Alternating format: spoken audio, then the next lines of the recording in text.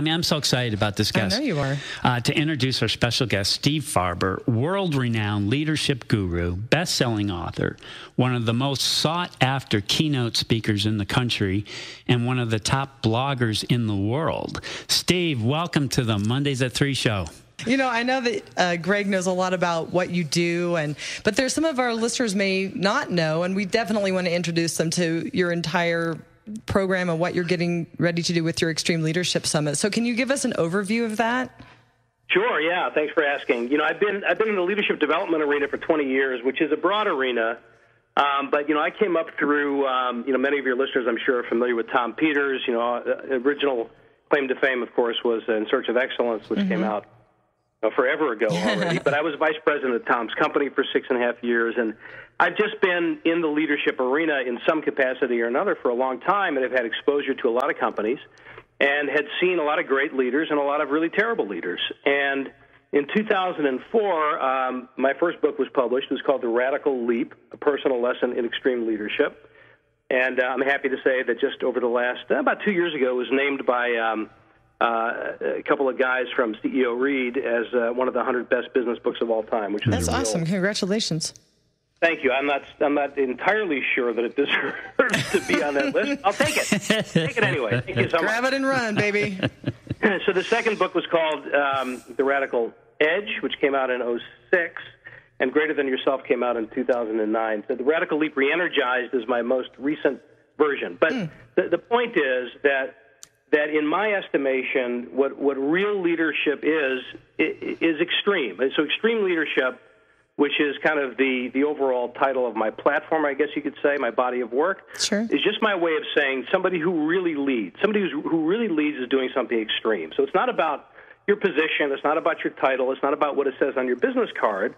It's about, you know, how you step up and try to change your piece of the world for the better, and the degree to which you're willing to put yourself on the line to do that, and the degree to which you're willing to, you know, to bring your heart fully into your work. So wait, let me interject here, Steve, and ask you, when you say the word extreme, is that on a sliding scale because everyone's version of extreme may be different, or you're saying this is a standard of extreme and this is how you can achieve it?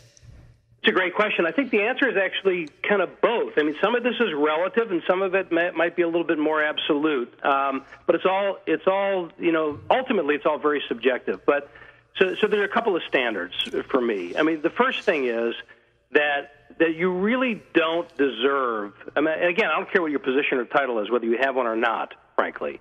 But you really don't deserve, in my opinion, to call yourself a leader, a real leader, unless you're really significantly trying to change your piece of the world for the better. And by that, I mean, it could mean your company, it could mean your team, it could mean your family, your neighborhood, your community.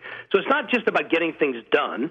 Right. It's about really trying to transform things so that they're better, significantly better than when you started, right? By the time you're done, significantly better than when you started. That is an extreme act because it involves a total commitment. It involves a real deep sense of love for what it is you're trying to accomplish and the people you're trying to accomplish it for and with, right? Right. Now, it's also a relative thing, right? Because one person's significant change is another person's, you know, kind of ho-hum. So I think, you know, there is some, you know, interpretation there, and it comes down to, you know, it really comes down to the experience of, I mean, obviously there's some if you're in business, there's objectivity to it. Sure. Right? Because, you know, you're proving yourself by the results that you get ultimately, right? So as business people, we can see, is my leadership working or not? You know, are we getting better results? Is it showing up on the bottom line? Are our customer sat numbers going up? All the things that we look at as business people.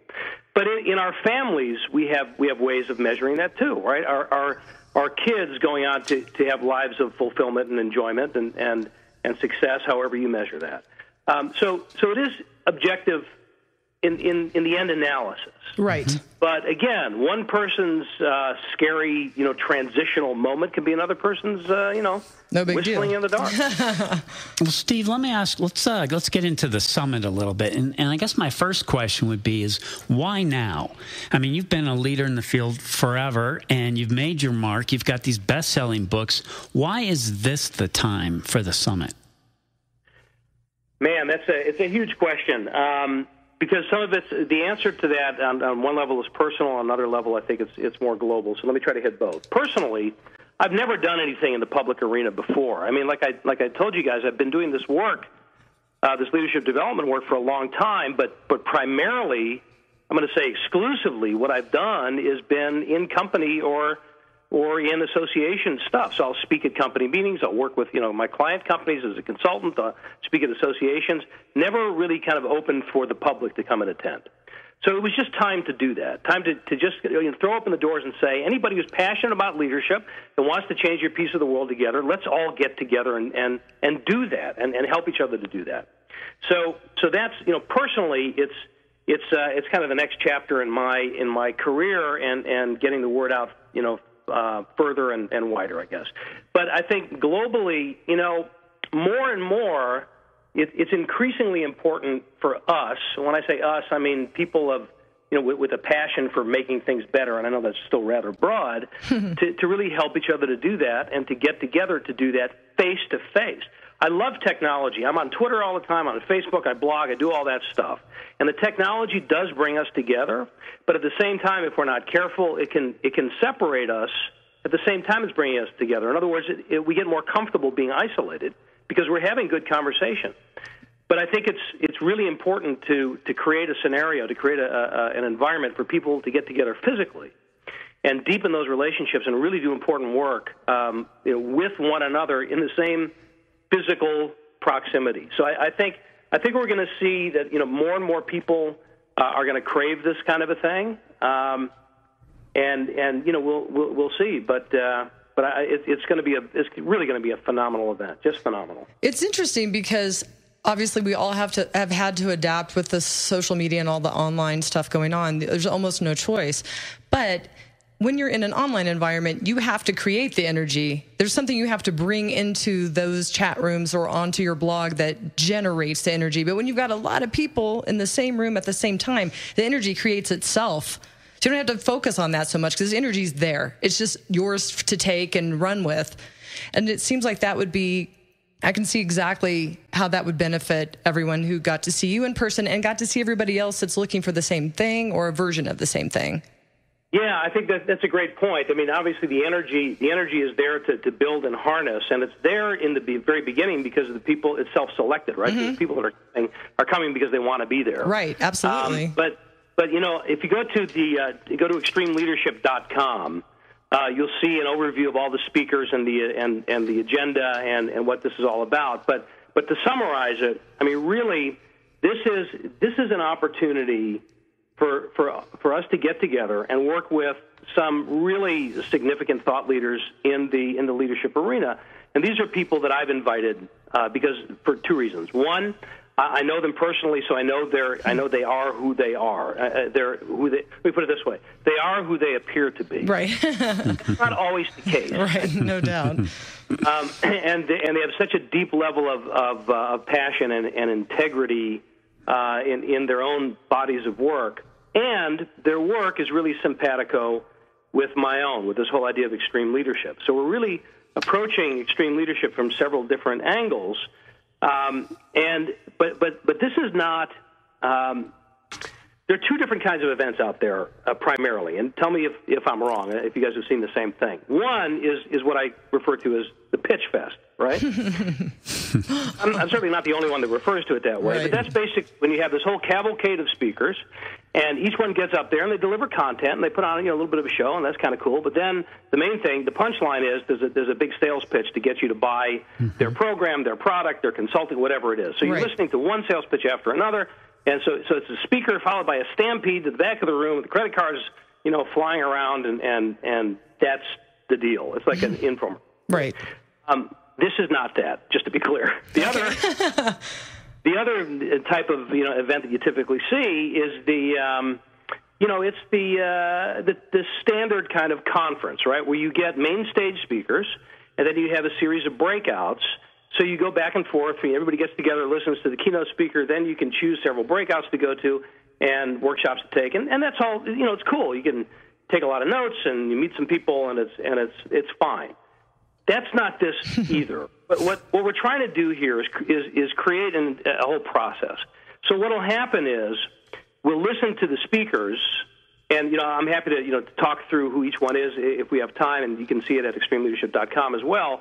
But the speakers will get up there and share their body of work, and then we're going to be working in mastermind teams to help each other to apply what we're hearing from the speakers to our current business, life, work, whatever, the scenario might be. Steve, it's like, which of your kids is your favorite? I know you can't answer that, but of all the speakers you've got, because you've got such a great lineup, if you had to highlight like two of them, who would they be?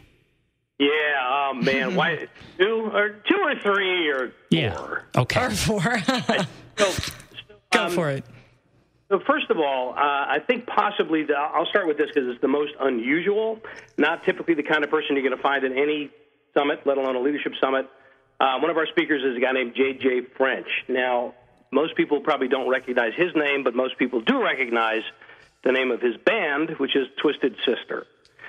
So JJ is the founder of, the manager for, and the business guy behind, and one of the guitarists of, the iconic rock band Twisted Sister. That's cool. Now, he also happens to be a phenomenal business guy. I mean, he actually owns the brand. He does all the licensing deals, everything for the band.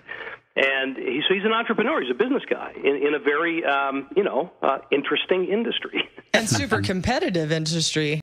So he's got great stories. Riddled with more rejection than anybody can possibly, most people can even dream of tolerating. Right. And he also happens to be just a phenomenally gifted storyteller and speaker. So he's going to be talking about, he's got lots of stories to share, as you can imagine. But more important, he's got some great lessons for the rest of us in our own businesses and the way that we approach the world of work. So I'm really excited to have JJ there. He's a good friend, and he's a great guy, and there may be some music involved too. Why not?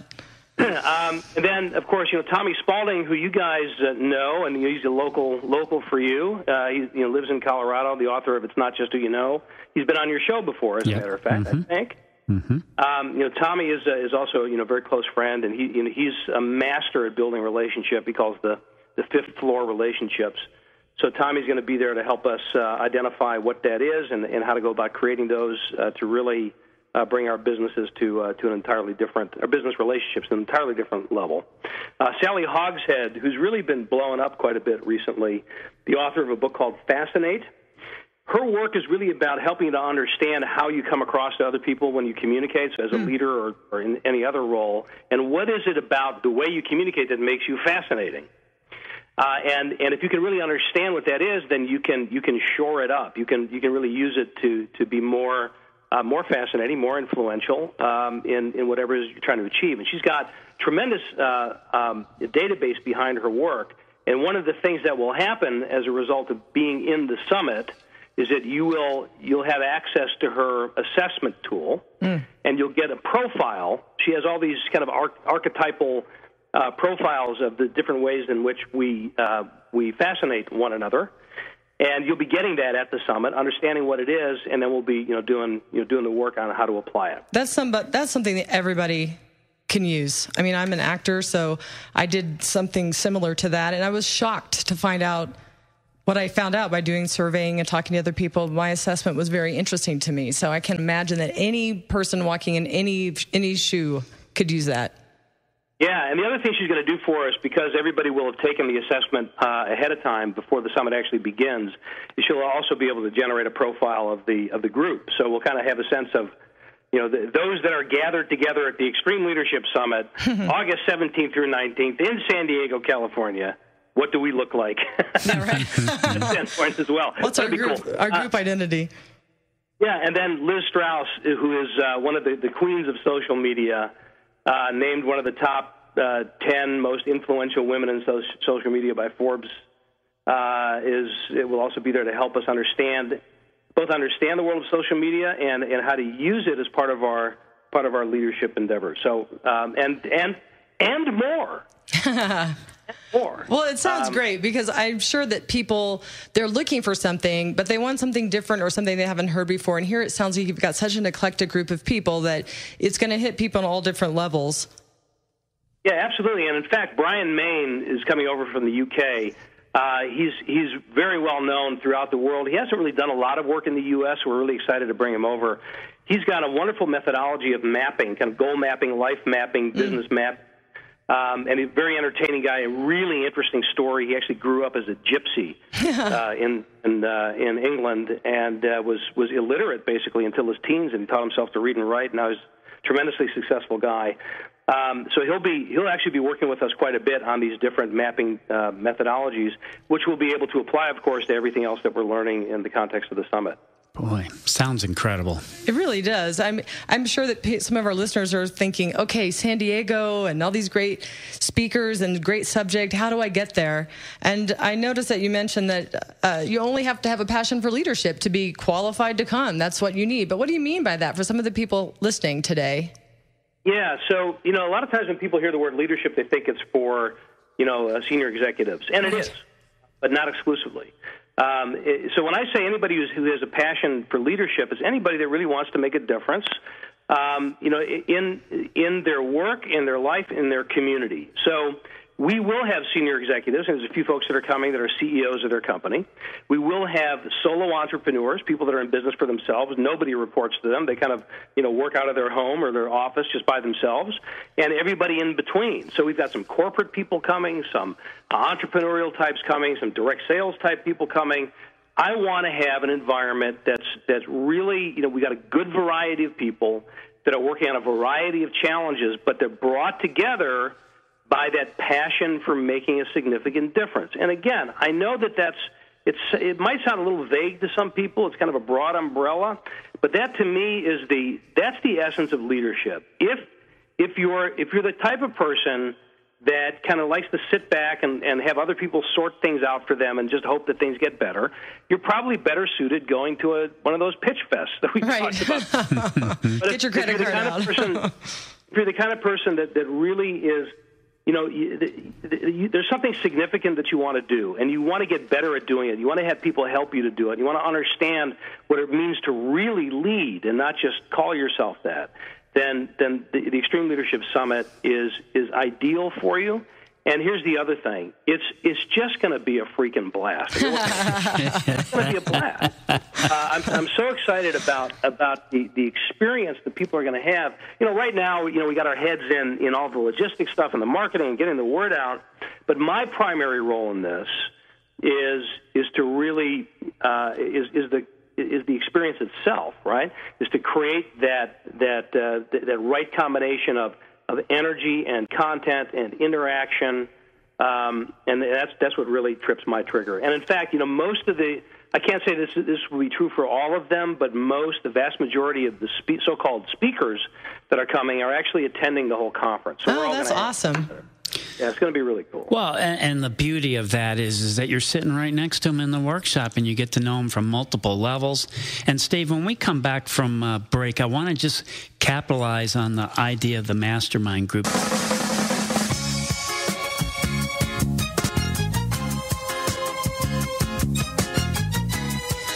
You're listening to Mondays at 3 with Geese Casey Jones, and we're joined by world-renowned leadership guru and best-selling author Steve Farber. Remember to go to extremeleadership.com to learn about the summit that we're talking about. There's still plenty of seats available. And also to download this show, go to greggeeson.com, and remember to friend us on the Mondays at 3 radio show. Hey, Steve, so obviously a big piece of this is, and it sounds like from reading your material and listening to some of the videos on your website, that these mastermind groups are created early on, and then they're kind of incorporated throughout, and then they continue on after the workshop. Would that be true? Yeah, I think that's well said. There's a couple of things. I mentioned before that the interaction and that kind of community feel for the summit is really important. So, first of all, our MC for the event is a woman named Lauren Slocum, who's been done a lot of work with Tony Robbins for the last 20 years, and she's her job is to kind of keep the energy and interaction going in the large group, right? Mm-hmm. But also we're gonna break out into smaller teams. And if you can imagine sitting down together with a small group of people from varying backgrounds, so you might be sitting there with a CEO, you might be sitting there with somebody from the corporate world, with an entrepreneur, and you've all just listened to the same message. You listen to the same body of work. You've listened to Tommy talk about fifth floor relationships, or JJ talk about the rock and roll business, or Brian Main talk about, goal mapping, whatever it is, or me, for that matter, about extreme leadership. Then what you're doing is we're going to give each team a process that you'll use to take what you've just heard and apply it to your work, and to help each other to do that, right? So you have a chance to sit there, and it's really, in a lot of ways, kind of a classic mastermind sort of a thing, where the idea is that, a collection of ideas and perspectives is better than one, right? Sure. So you're not just trying to figure this out on your own. You're going to get help from your teammates to apply these ideas to your business, and you'll be able to give help to them as well. So we'll be able to take full use of all the different perspectives that are in the room, and the different levels of experience, et cetera. So you'll be working with these teams several times throughout. So if you go to extremeleadership.com, you'll see the agenda, and just the caveat here is that I still might shift things around a little bit, but you'll get an idea of the overall flow. It's that vacillation back and forth between listening to new ideas, getting together in your mastermind, adding to your plan, listening to new ideas, getting together with your mastermind, et cetera, et cetera. So it's really designed to make this whole experience not just a way to hear some new ideas and to take a few notes, but to really create a very specific, very actionable plan of what you're going to do differently in your business and your life as a result of being here for these 3 days. Well, I have a selfish question, so I'm going to ask it. Yes, that is like you. Yeah, and I'm sure my answer will be equally selfish. So go ahead. Well, great. Then we've met each other's match.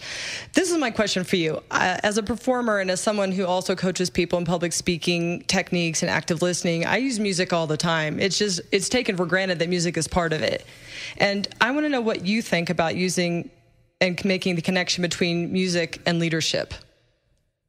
Wow. Offline, we're going to have to talk about why you've asked me that question. But the thing is that I'm a musician.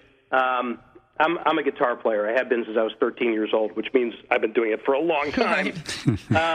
But I've always tried to figure out a way to bring music into my work. I think that music, and I've just never been able to figure out a way to do that didn't seem cheesy, right? Yeah, I get it. Or gratuitous, right?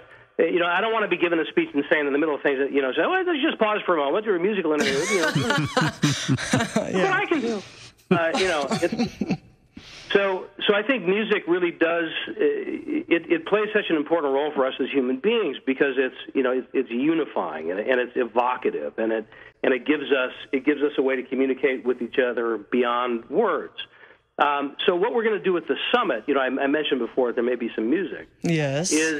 Is we're I don't want to give too much away, but let me just put it this way. When I got to know JJ French, Twisted Sister is a metal band, right? Mm-hmm. JJ French is a blues guy. He's a blues guy. That's what he fundamentally is. In fact, he and I have almost identical taste in music because I'm a blues guy too.